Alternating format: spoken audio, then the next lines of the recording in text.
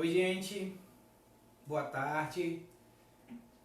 Vamos chegando, vamos se preparando para mais uma aula, mais uma conversa de história, sobre história.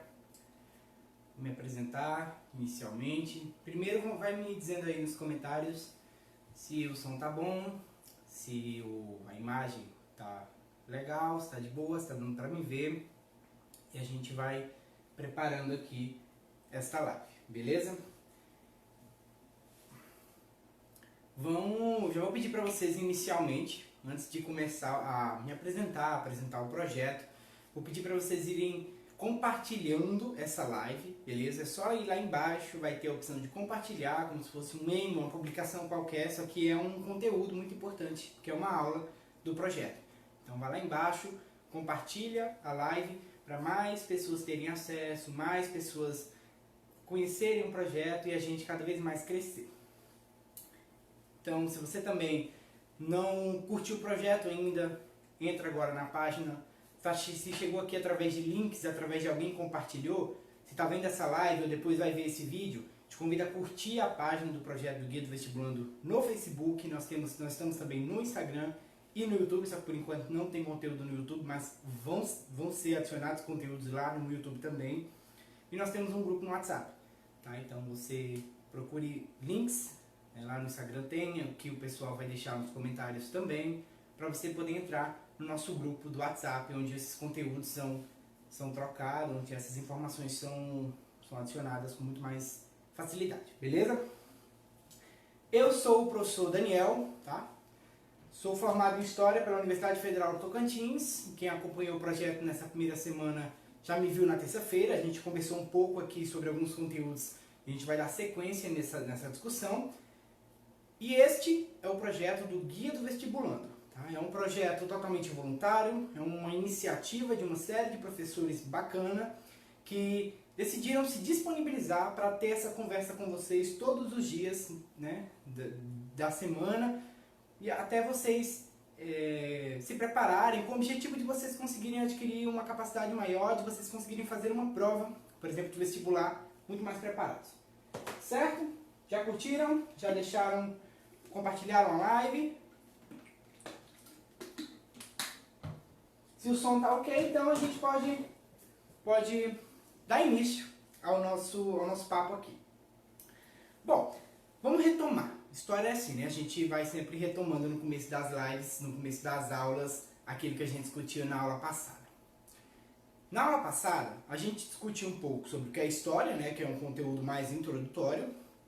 E do ponto de vista do conteúdo, a gente discutiu um pouco de como nós nos tornamos sapiens, vamos lembrar, revolução cognitiva, as habilidades e tudo mais, a coexistência de várias espécies, né, sapiens, e a gente viu também um pouco sobre o processo de revolução agrícola. Lá no finalzinho eu falei que ia mandei lá no grupo resumo, tá? Sobre a revolução agrícola. E aí a gente vai seguir nesse processo e hoje a gente vai ver o início daquilo que a gente chama de cidades. Tá? Só que eu tenho que falar algumas coisas para vocês inicialmente. O que? Primeiro, tirem da cabeça de vocês essa imagem que nós temos da cidade contemporânea. Então, lá na Mesopotâmia, no Egito Antigo, você não vai encontrar uma Araguaína da vida, uma São Paulo da vida, uma Inhumas da vida. Você não vai encontrar. Né? Inhumas é minha cidade natal. Você não vai encontrar Goiânia, você não vai encontrar nenhuma dessas cidades contemporâneas. Por quê? Porque o que existia naquele momento eram pessoas que viviam em aldeias, e essas pessoas das aldeias, por alguns motivos que nós vamos explicar daqui a pouco, criaram aquilo que nós chamamos de cidades. Tá? As cidades, elas não são um processo natural da história. A história não caminha em processos naturais. A história ela é consequência da ação humana. Então as cidades, ela também vai ser isso. Por que as cidades surgiram? Não foi naturalmente. Aconteceram algumas coisas e os seres humanos agiram sobre essas coisas e fundaram, inventaram, construíram aquilo que nós chamamos de cidades. Beleza? Bom, vamos então elencar aqui alguns motivos que levaram a gente a ter o que hoje nós chamamos de cidades. Quais foram esses motivos? Primeiro, uma condição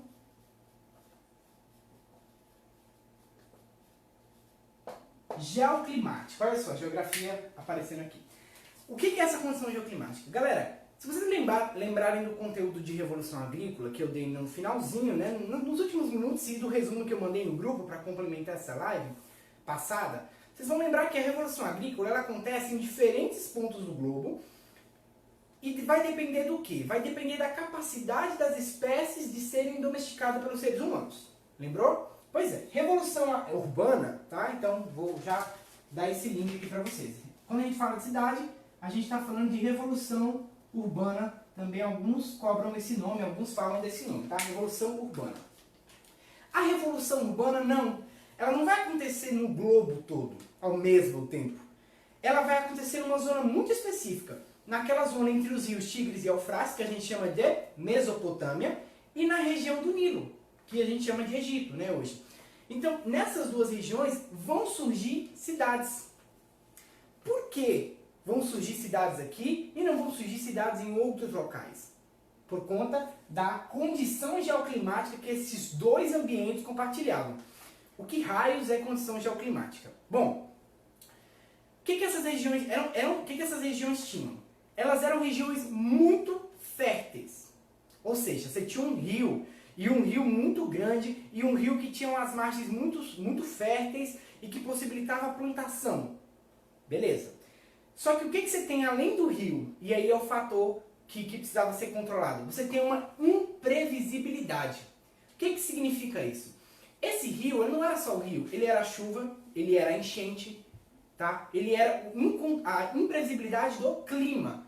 Os seres humanos tinham uma terra, então, ali entre os rios Tigres e Eufrates, na Mesopotâmia, e no Egito, uma terra muito fértil, porém uma terra que era imprevisível, que precisava ser controlada. Você tinha secas, você tinha chuvas demais, enchentes. Ou seja, apesar de ser uma terra muito fértil, era uma terra que precisava ser controlada. Então, por conta dessa condição geoclimática, que, por exemplo, outras regiões, ali mesmo do Oriente Médio, você vai ter para a Palestina, por exemplo, outras regiões em que não tem esse problema. Você teve nessas regiões também a Revolução Agrícola, os seres humanos começaram a plantar e a cultivar, porém não desenvolveram inicialmente cidades. Por quê? Porque a Mesopotâmia e o Egito compartilham dessa condição geoclimática de possuir uma terra muito fértil, porém com essas questões de imprevisibilidade. Muita seca, depois muitas cheias, muitas enchentes. Isso vai gerar o quê? Vai gerar uma percepção de necessidade, uma necessidade social de obras. Como assim? Bom, com essa condição geoclimática, o que eu estou chamando aqui de condição geoclimática, né, que é essa imprevisibilidade do clima, as aldeias, as pessoas que habitavam nessa região, elas vão começar a perceber o seguinte: a gente precisa mudar isso, a gente precisa construir algumas coisas, diques, a gente precisa construir barragens, a gente precisa construir canais para canalizar esses rios, a gente precisa construir sistemas de irrigação que permita, na época da seca, a gente consiga plantar, porque o ser humano ele não vive só no tempo da chuva, ele tem que viver no tempo da seca também. Então você precisa de obras para modificar esse clima, essa imprevisibilidade dessa região. Só que uma coisa, essas obras, elas demandaram, né, trabalho sistemático e organizado. O que é isso? Gente, uma coisa é você consertar o cano aí na sua casa. Uma coisa é você ajudar seu pai e sua mãe a plantar, né, uma horta, por exemplo. Outra coisa bem diferente é você canalizar um rio. É você fazer um sistema de irrigação. São coisas totalmente diferentes, são proporções diferentes. Para você consertar um cano aí na sua casa, você consegue, você, seu pai, seu irmão, sua mãe, poucas pessoas. Para você plantar uma horta, a mesma coisa. Agora, para você canalizar um rio, para você construir um dique, uma barragem, um sistema de irrigação enorme, você precisa de muitas e muitas pessoas. Mas muitas e muitas pessoas não vai resolver. Você precisa de muitas e muitas pessoas trabalhando de forma organizada. Essa galera, 3 mil, 4 mil, 5 mil pessoas, tem que entender o que a gente vai construir. É um dique? Qual que é o passo a passo? O que a gente vai utilizar? Você precisa de organização quando você quer uma obra muito grande. Imagina o Maracanã. foi reconstruído para a Copa. Imagina se você botasse 5 mil pessoas lá dentro e falasse, vamos aí galera, pode reconstruir o Maracanã. De virar uma bagunça. Você precisa de um cronograma, você precisa de planejamento, você precisa de ação executada e coordenada. Então, essa necessidade, vamos retomar, essa necessidade geoclimática de controlar o ambiente, porque é imprevisível, gerou uma percepção de que era necessário obras para controlar esse ambiente e gerou também um trabalho sistemático e organizado para controlar esse ambiente. Não só, perceba que não é só trabalho, é um trabalho sistemático e organizado. A galera tinha que se organizar para conseguir fazer esse tipo de obra. Isso vai levar ao quê? Ao surgimento de lideranças. Por quê? Bom, o trabalho sistemático e organizado, ele vai levar a um negócio chamado especialização ou divisão social do trabalho. O que é isso? Uma coisa é os seres humanos nas aldeias, caçadores, coletores, todo mundo plantando para comer, caçando para comer, todo mundo fazendo tudo.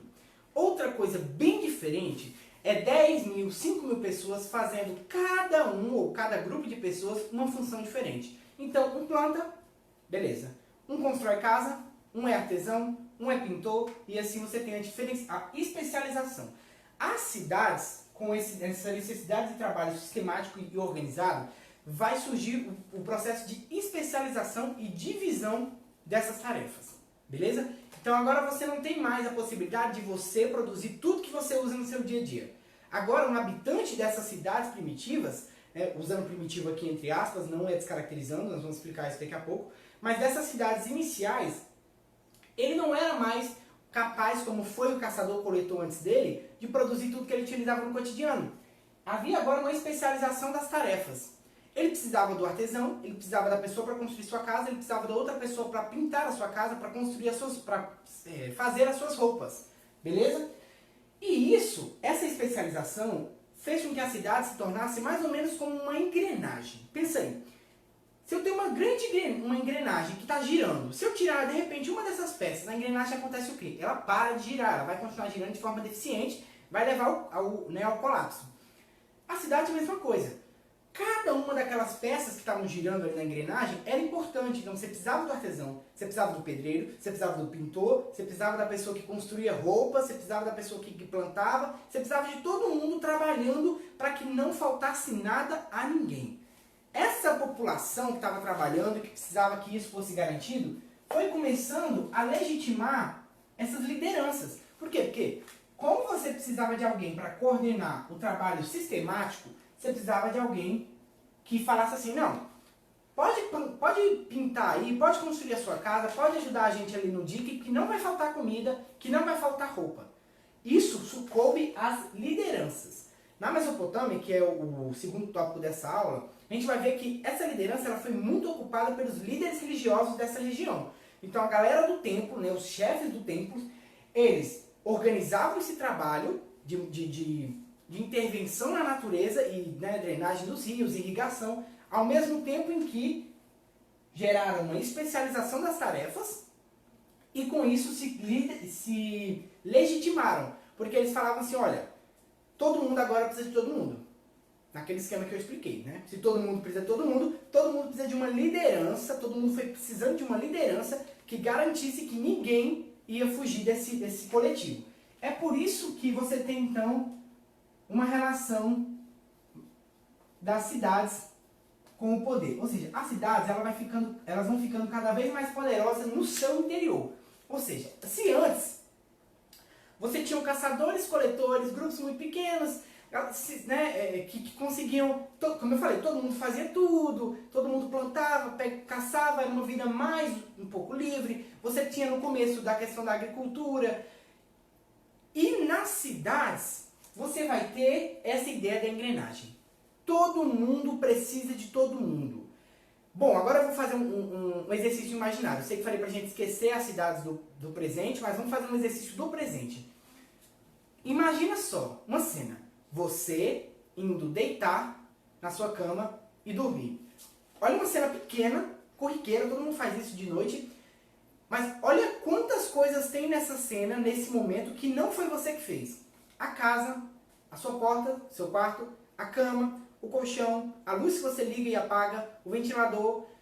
Olha a quantidade de elementos que não foi você quem fez, que você precisava, que você precisa utilizar, que você tem à sua disposição e não foi você que fez. São realidades totalmente diferentes. Hoje a gente vive sobre o capitalismo, vamos ter uma aula para isso. Mas naquele momento, a realidade ela começava a se especializar. Ou seja, uma pessoa já dependia das outras para conseguirem sobreviver. E aí você tem o quê? A consolidação do poder dessas lideranças.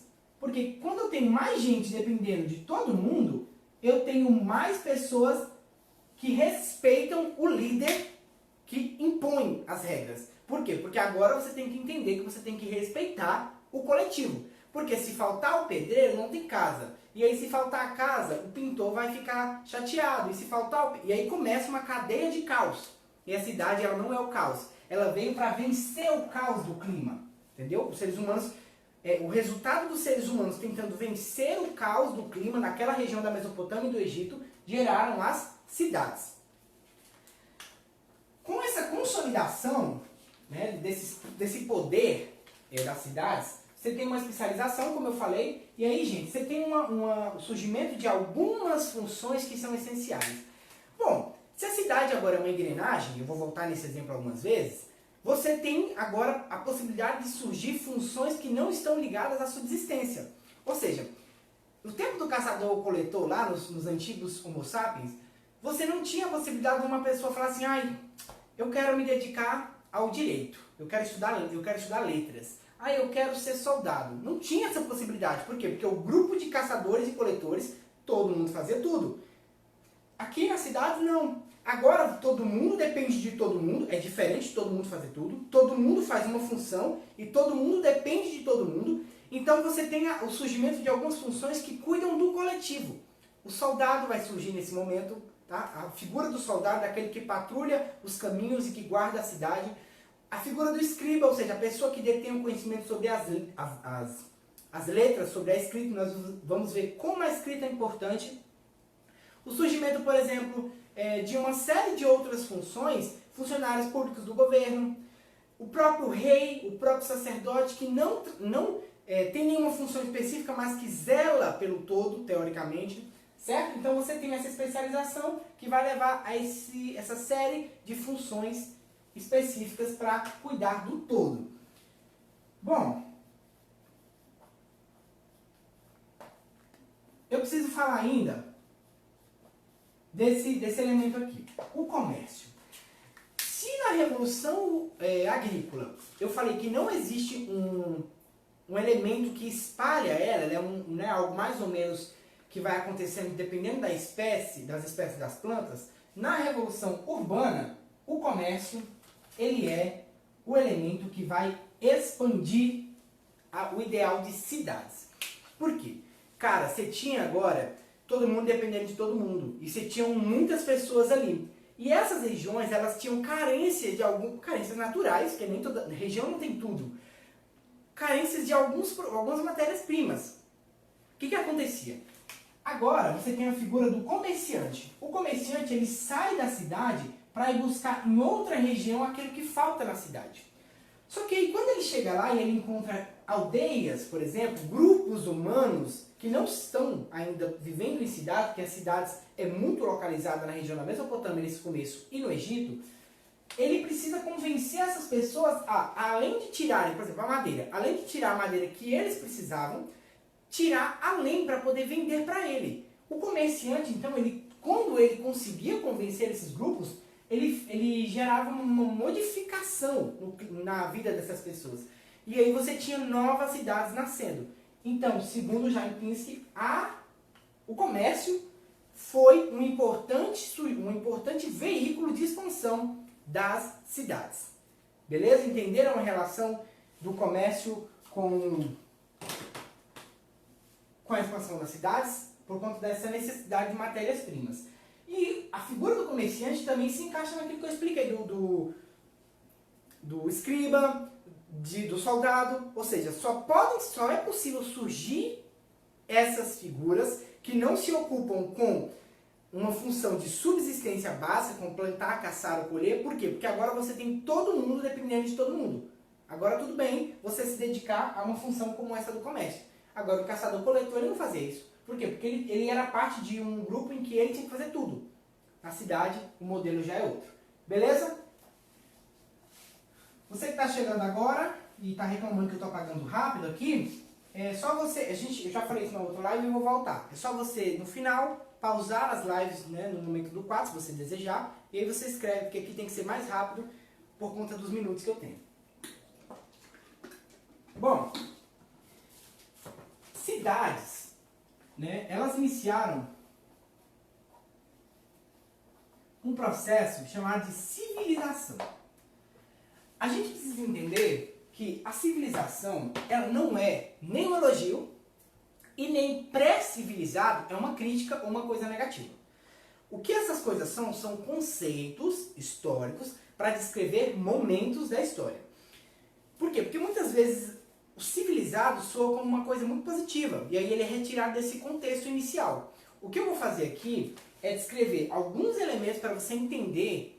Bom, se a gente está falando do começo das cidades, então o que essas cidades tinham de diferente das outras regiões, dos outros agrupamentos urbanos, dos outros agrupamentos humanos, o que esses agrupamentos urbanos tinham de diferente?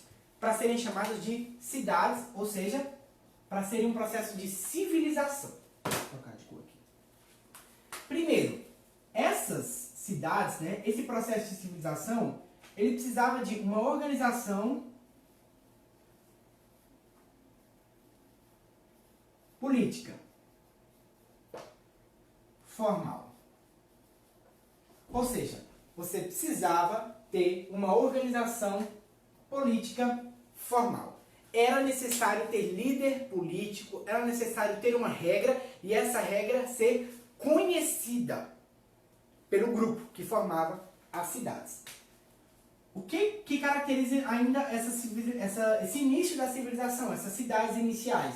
Você precisava ter uma administração centralizada. Tá?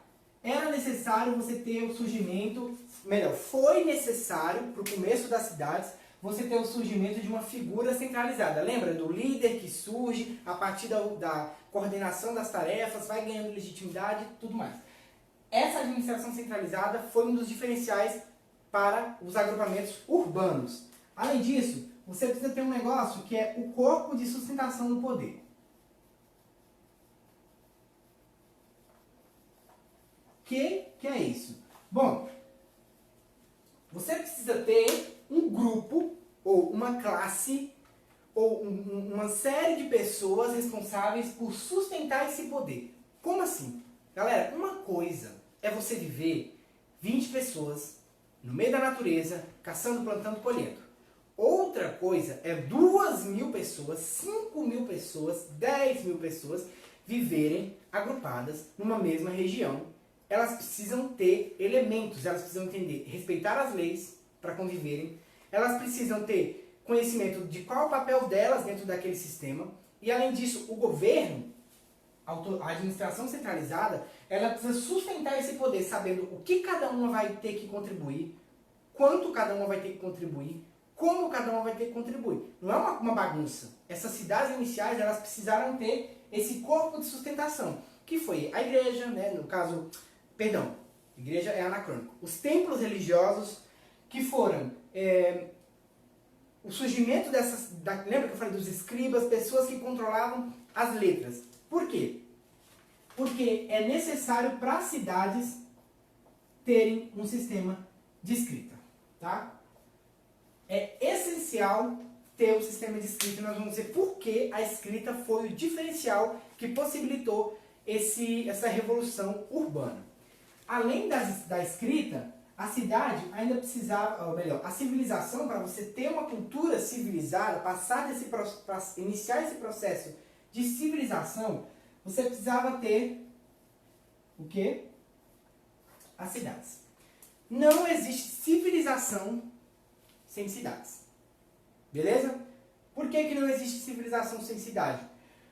Porque é na cidade, é no agrupamento urbano, no agrupamento de seres humanos que a gente chama de cidades, que vai acontecer o processo de civilização. É nas cidades onde tudo isso se realiza, onde você tem uma organização política formal, onde você tem uma administração centralizada, onde você tem um corpo de sustentação do poder e onde você tem o surgimento da escrita. Tá? Das escritas, porque você vai ter uma escrita no Egito e uma escrita na Mesopotâmia, que a gente vai ver daqui a pouco. Tudo certo? Vamos prosseguir, então, falando exatamente da escrita.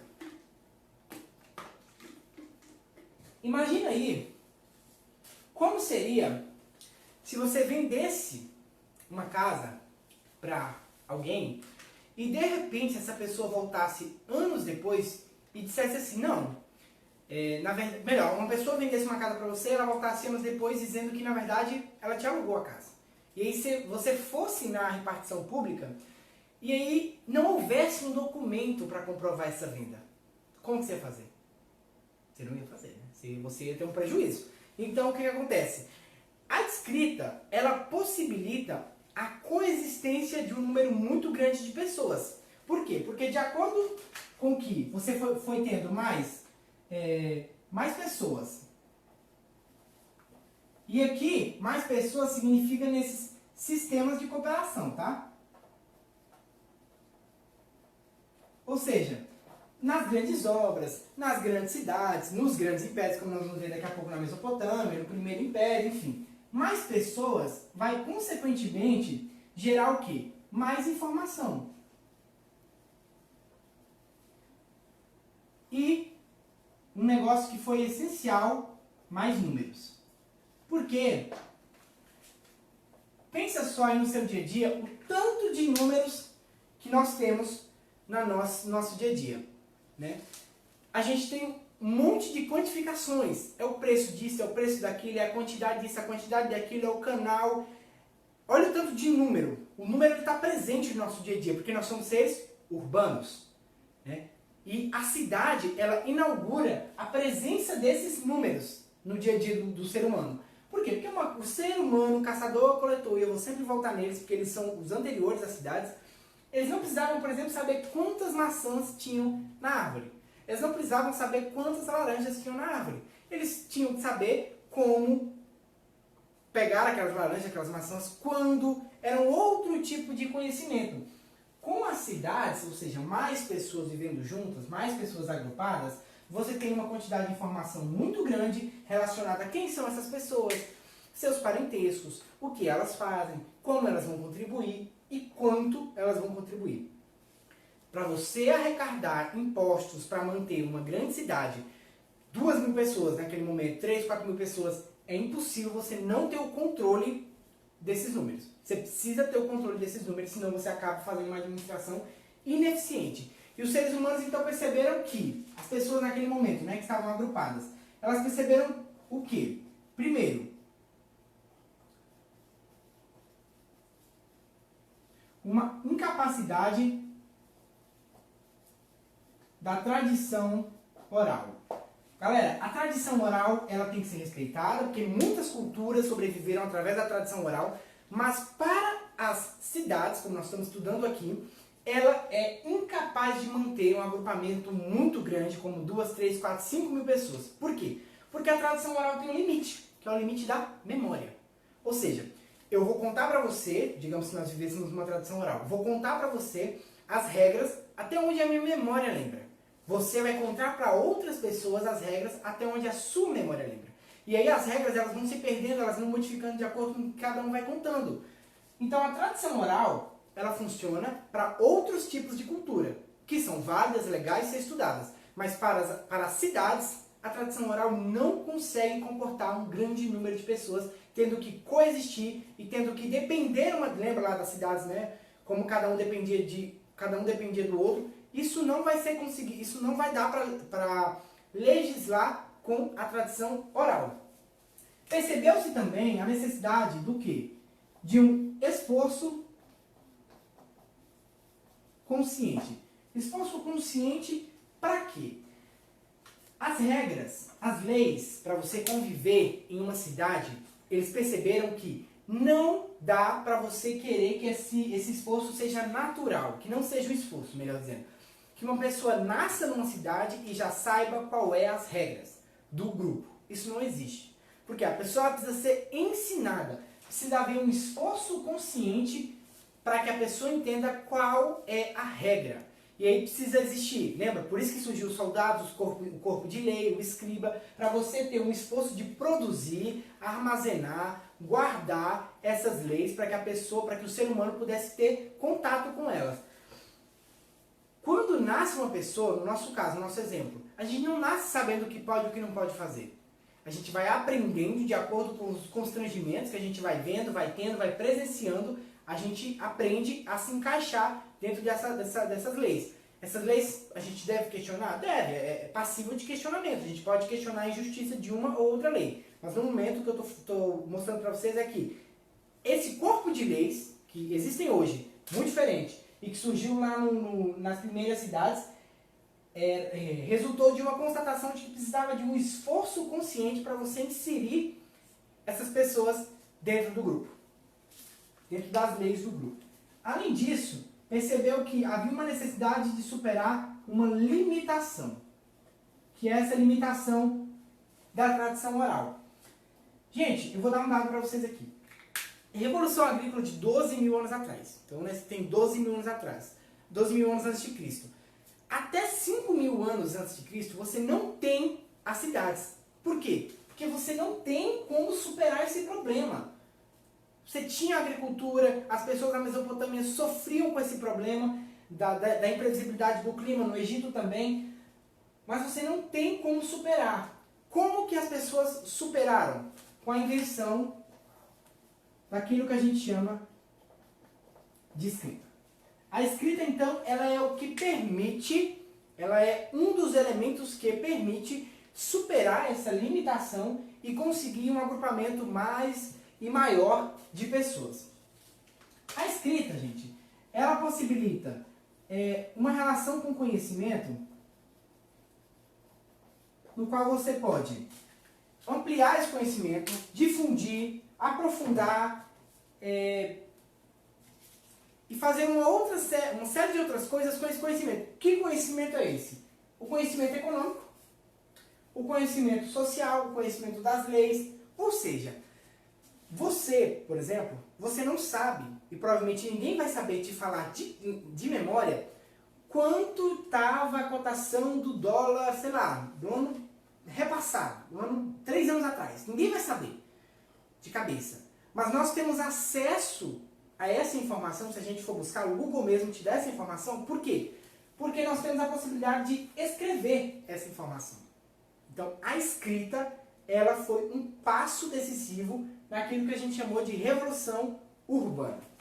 Certo? Então, a gente já viu, retomando, o processo que levou à formação das cidades, a gente já viu o que essas cidades iniciais tinham para ser consideradas um processo de civilização. A gente acabou de ver um pouco sobre como foi o surgimento da escrita e o que ela permitiu superar.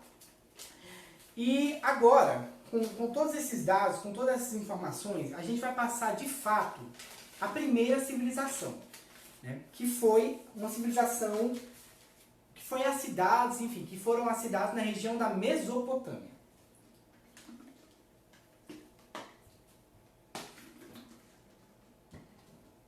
Na Mesopotâmia,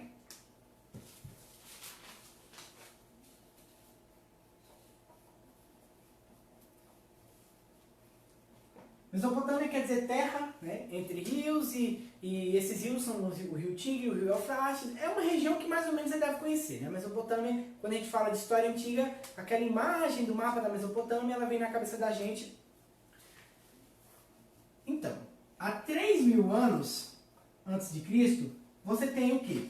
Aldeias urbanas, elas vão fundar, percebam, são aldeias, né, diminutas, menores. Elas vão dar início a um processo de formação das cidades-estados independentes. Quem realiza primeiro esse processo são um povo chamado sumérios. Os sumérios, eles vão realizar esse processo inicialmente, vão colonizar vão transformar em cidades essas regiões do baixo, a região da Mesopotâmia, né? E alguns territórios pobres a gente vai ver, por exemplo, com o Sargão e com o Hammurabi, do Código de Hammurabi, tá? Mas isso é para daqui a pouco. 3.000 anos antes de Cristo, você tem então o surgimento dessas cidades.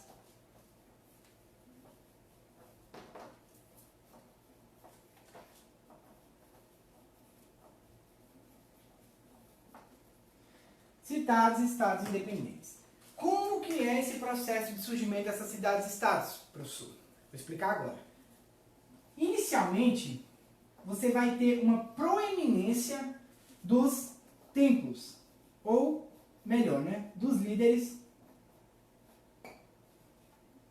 dos templos. O que quer dizer isso? Quer dizer que os líderes locais dos templos, né, dos locais de fé, eles coordenavam o processo de realização do trabalho. Lembra daquele esquema que eu desenhei aqui, que está lá no resumo que eu mandei no grupo?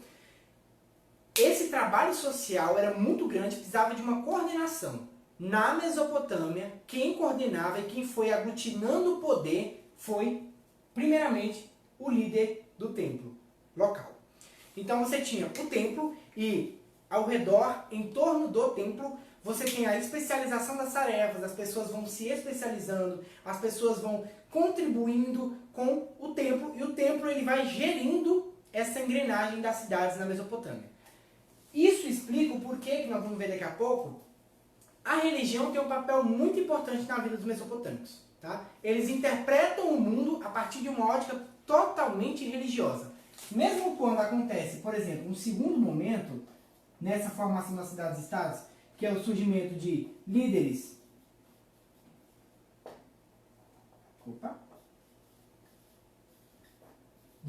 não religiosos, mesmo quando acontece a formação desses líderes não religiosos, o surgimento desses líderes não religiosos, o que acontece? Você tem esses líderes buscando uma legitimação pela religião. Por quê? Porque a religião, ela foi o ponto de início das cidades na Mesopotâmia. Lembra, os líderes religiosos, isso é importante porque pode ser cobrado, tá? Os líderes religiosos, eles foram quem primeiro coordenou essa organização do trabalho, essa divisão social do trabalho na Mesopotâmia. Beleza. Com isso, com esse processo, nós tínhamos o seguinte contexto aqui nesse momento na Mesopotâmia. Qual que era o contexto? Você tinha, então, uma inexistência de unificação política,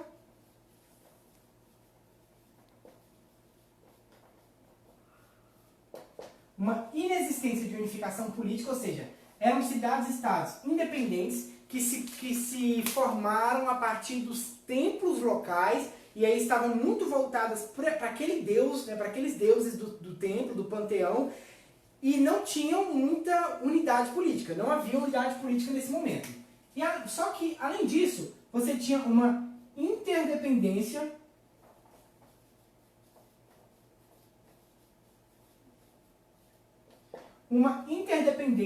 econômica. O que é isso? Apesar dessas cidades serem independentes politicamente, ou seja, a figura de cada cidade ser o líder religioso e depois um líder não religioso, você vai ter uma necessidade de independência econômica, de interdependência econômica. Por quê? Se você está prestando atenção na live, você vai saber responder. Lembra que eu falei que as cidades, dentro das cidades, o comércio vai surgir tendo um papel muito importante de quê? De buscar a matéria-prima que falta naquela localidade? É exatamente por isso, porque você tem várias cidades independentes politicamente, mas elas estabelecem relações comerciais, e aí elas têm uma interdependência econômica. Esse é o contexto da Mesopotâmia 3.000 anos atrás, 3.000 anos antes de Cristo, certo? Bom, nesse contexto aqui, você vai ter um início de ação, o início da ação de uma figura chamada Sargão. Sargão ele vai reinar de 2270 a 2215 a.C. E ele passou para a história como o primeiro império, o primeiro imperador, né? Enfim, que é aquele que levou à construção do primeiro império. Por quê? A gente precisa lembrar. Não existiam nem cidades. As cidades passaram a existir. Não existia império. E o Sargão foi o primeiro império da humanidade. Como que quem era esse Sargão? Bom, ele era o rei de uma cidade chamada Kish. A partir dessa cidade, o Sargão iniciou um processo de expansão territorial. Ele partiu de Kish, conquistou outras cidades, nós vamos ver o motivo já já, e expandiu até mesmo para regiões de fora da Mesopotâmia. Se você observar no resumo que eu mandei, você vai ver as campanhas do Sargão, as datas da campanha e principalmente as regiões que ele ocupou, formando aquilo que foi conhecido como o primeiro império de que se tem notícia. Com essa expansão territorial, então, né, gerou essa nova realidade, ou seja, era uma coisa totalmente nova que aquelas pessoas estavam vivendo. O que acontecia de diferente? Você tem uma centralização administrativa. Bom, mas é um pouco contraditório, professor. O senhor falou que para existir cidades precisava ter centralização administrativa. Correto. Mas eram centralizações administrativas locais. O que o Sargão faz? Ele conquista várias cidades e essas diferentes cidades, ele concentra o poder sobre essas diferentes cidades. Ele centraliza a administração em várias cidades, sobre várias cidades. E isso é uma situação totalmente nova, ou seja, você tem um Estado que está tentando vencer os particularismos regionais, deixando de lado a figura do Deus local para conquistar cada vez mais cidades e cada vez mais territórios. Como que ele conseguia isso? O Sargão, ele foi responsável também pela construção pela consolidação e formação do primeiro exército que a gente tem notícias. Tá? Esse aqui é um C. Por quê? Vamos lembrar de novo a constituição das cidades. Você tem agora a possibilidade de surgir um corpo de militares, um corpo do exército para servir a cidade, proteger os caminhos, enfim. O Sargão ele se aproveita disso, dessa possibilidade dentro da cidade, e ele forma um corpo de exército de até 5.000 pessoas. Existem registros, 5.000 soldados. O que acontece? Muitas cidades que o Sargão invadiu com seu exército eram desse tamanho, 5.000. Então você tinha uma cidade de 5.000 pessoas, nem todas habilitadas para lutarem, tendo que enfrentar um exército de 5.000 soldados preparados. Ou seja, era domínio na certa. E por isso o Sargão passou para a história como primeiro imperador, né? Aquele que empreendeu a primeira expansão territorial que gerou o primeiro império da humanidade. Certo? Então você tinha um exército e uma secularização do poder.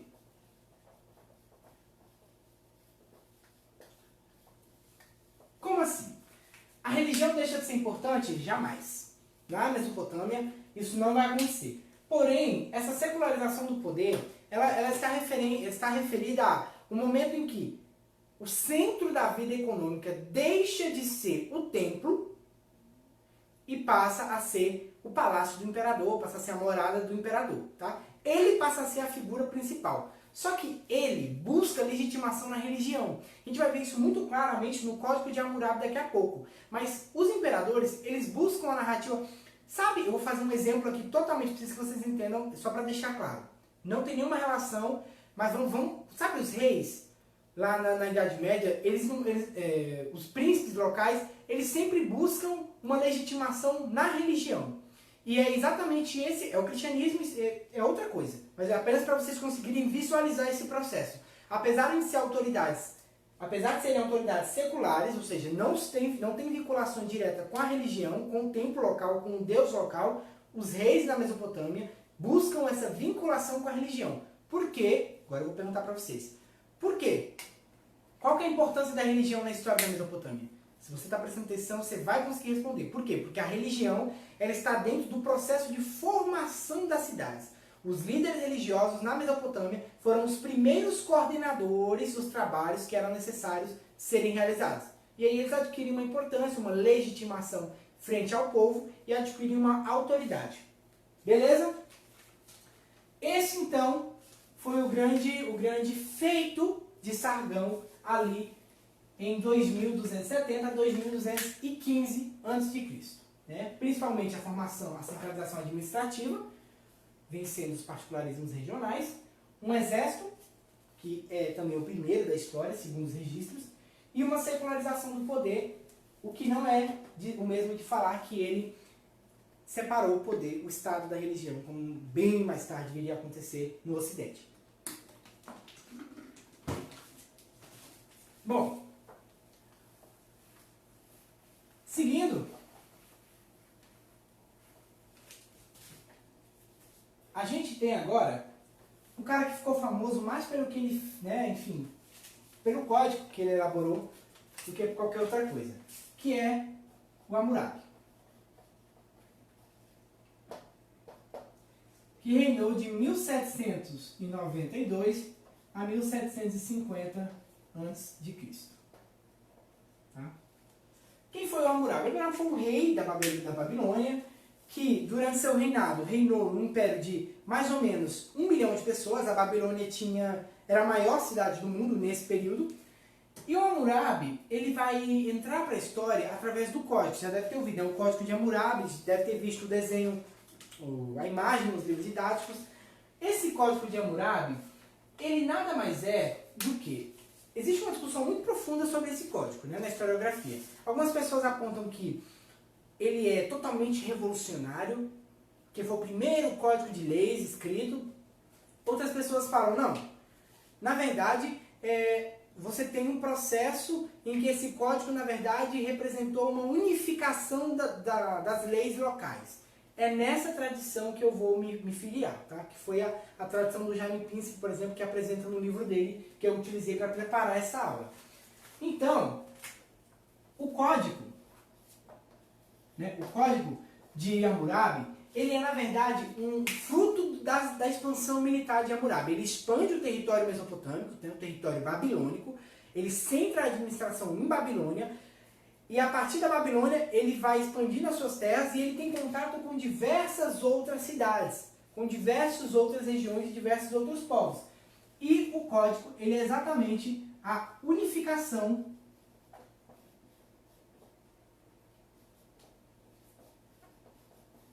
da legislação. É isso que o Código de Hammurabi é. Nada além disso.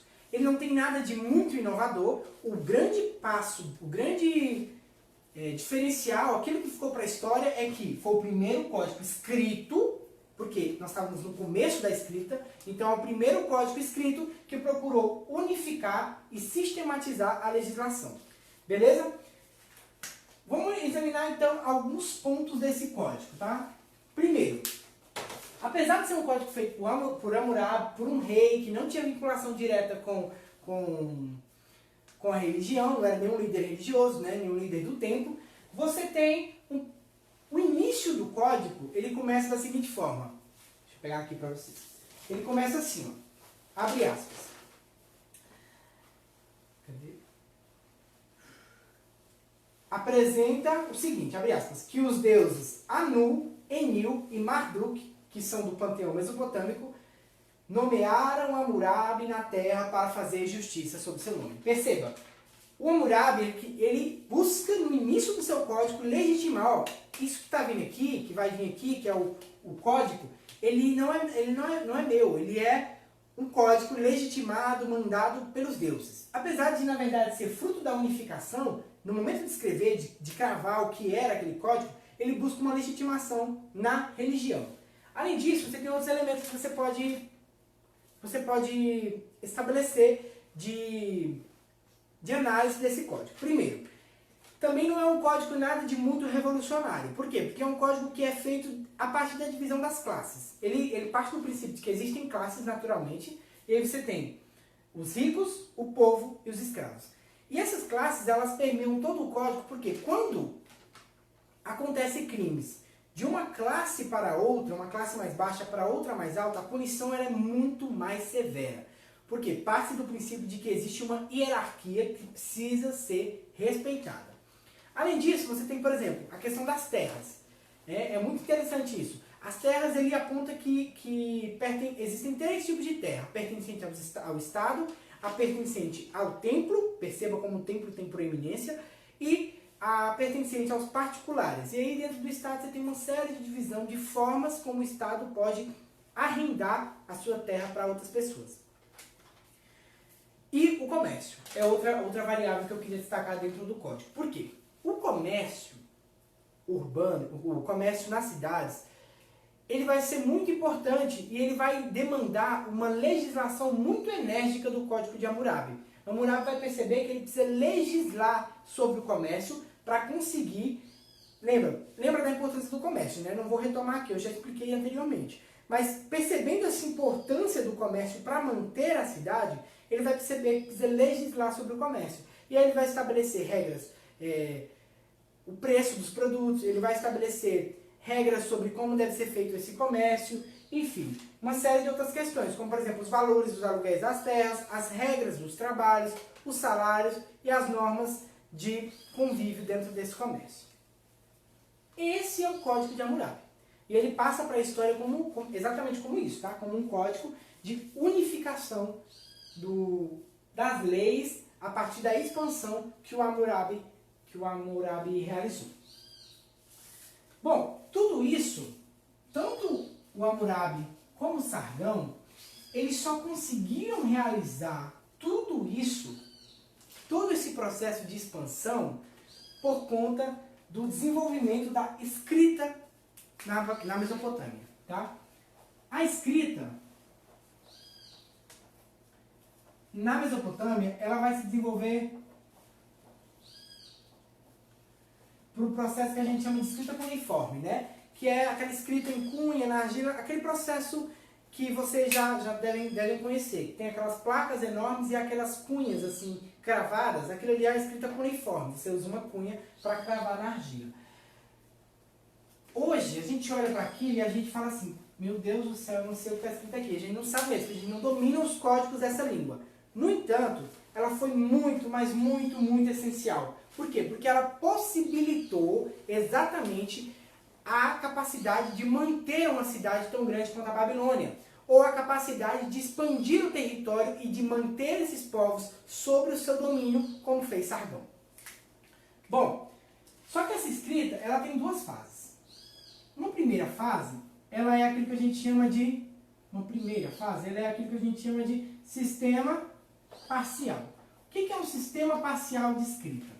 Um sistema parcial de escrita é exatamente um sistema que não é capaz de expressar todas as ideias. São palavras, são elementos que, apesar de conseguirem expressar determinados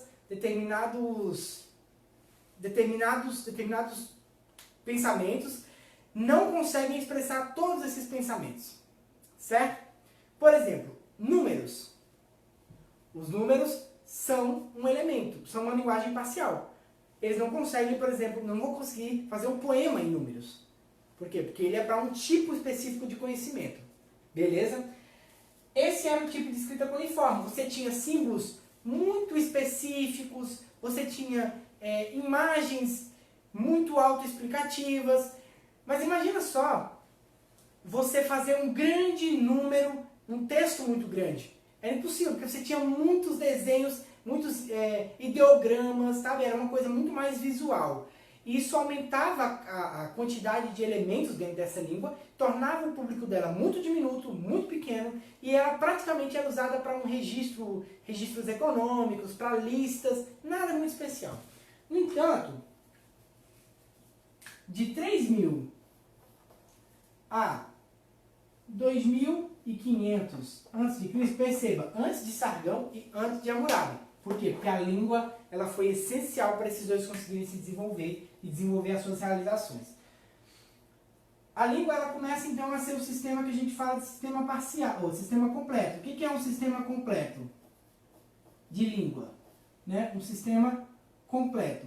É exatamente um sistema que é capaz de expressar ideias abstratas. Você não conseguia representar medo, por exemplo, com um sistema parcial. Agora, medo, você consegue representar, escrever o medo. Não o medo, mas a própria palavra, medo, que é uma noção, uma ideia abstrata.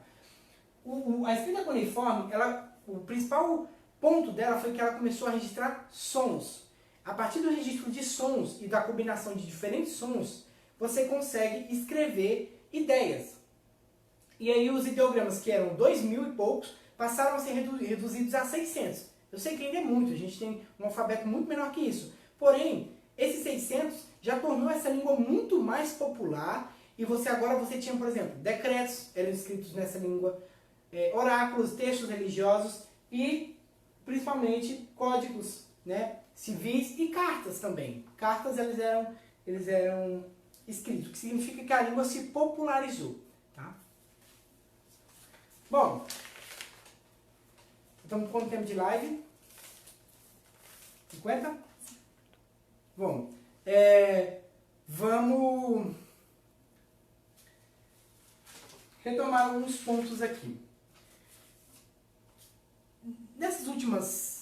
Nessa live atual e na minha última live da semana, da terça-feira, eu expliquei para vocês um pouco, então, sobre como a humanidade foi construindo aquilo que a gente tem de noção do que é civilização. Né? Eu expliquei como a gente adquiriu algumas capacidades com a Revolução Cognitiva, depois com a Revolução Agrícola. Agora eu espero ter passado um panorama geral sobre como nós conseguimos estabelecer cidades. E nós entramos então na primeira civilização mesopotâmica. Dentro dessa civilização mesopotâmica, nós discutimos um pouco sobre aspectos mais gerais, sobre a linguagem dos mesopotâmicos e como o Sargão e o Hammurabi, primeiro o Sargão como o primeiro império da história e o Hammurabi depois passando para a gente o primeiro código, né, escrito, que eu expliquei também o que na verdade esse código representa, como eles foram importantes para esse processo inicial de fundação das cidades. Na próxima aula, que está programada para terça-feira, a gente vai discutir um pouco sobre duas outras civilizações antigas. Os egípcios, que como eu falei, junto com os mesopotâmicos, por conta de todo aquele processo que eu expliquei inicialmente, são o povo que iniciou o processo de civilização, e os hebreus, que tem uma importância muito grande para a forma como nós pensamos, nós ocidentais, pensamos hoje em dia em nós e no mundo. Certo? Eu vou passar um simulado geral dessas duas aulas, da de hoje, que está sendo uma aula extraordinária, que eu não teria teoricamente, mas por conta de alguns problemas com o professor dessa disciplina, seria a disciplina de literatura e língua portuguesa, eu tive que assumi-la, esse horário. Então, na terça-feira, eu vou soltar outro simulado sobre essas questões. Aí vai ser um simulado sobre essas duas aulas, sobre esses 4 assuntos, né? Surgimento das cidades, os babilônicos, os egípcios e os hebreus. E aí a gente fecha esse primeiro ciclo e nós começamos em seguida uma discussão sobre Grécia e depois Roma, e a gente já entra na Idade Média. Estou passando esse visual para vocês do caminho que nós vamos seguir, para vocês entenderem o caminho que a gente está tomando aqui nessas discussões. Beleza? Espero que tenha ficado claro, espero que tenha ficado compreensivo, que vocês tenham conseguido entender o conteúdo. Quem não entendeu já sabe, pode deixar nos comentários, ou se estiver no grupo, se não tiver, entre. Se estiver no grupo, pode mandar mensagem no meu privado, que eu estou aqui à disposição de vocês, beleza? Espero que todos tenham gostado da aula. É isso. Muito obrigado a todos. Até mais.